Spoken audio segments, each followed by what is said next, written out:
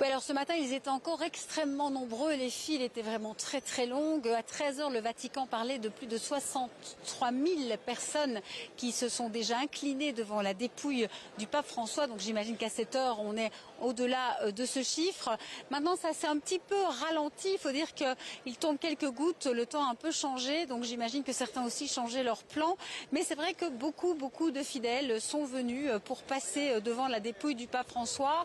Alors, à midi, le Vatican a aussi décidé d'interdire les photographies du cercueil ouvert pour accélérer les files, mais aussi parce que ces photos finissaient un peu trop souvent sur Internet, sur les réseaux sociaux, alors que le Vatican avait interdit de prendre des photos du pape défunt.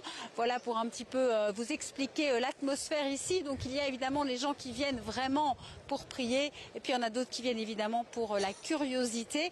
Demain, le cercueil sera à nouveau visible dans la journée, et puis à 20 h, ce sera la cérémonie de fermeture du cercueil. On a aussi appris que samedi, lorsque le cercueil arrivera à la basilique de Sainte-Marie-Majeure, il sera attendu par un groupe de personnes pauvres, dit le communiqué, des migrants, des réfugiés, bref, les personnes que le pape François avait défendues toute sa vie. Merci beaucoup Valérie, et justement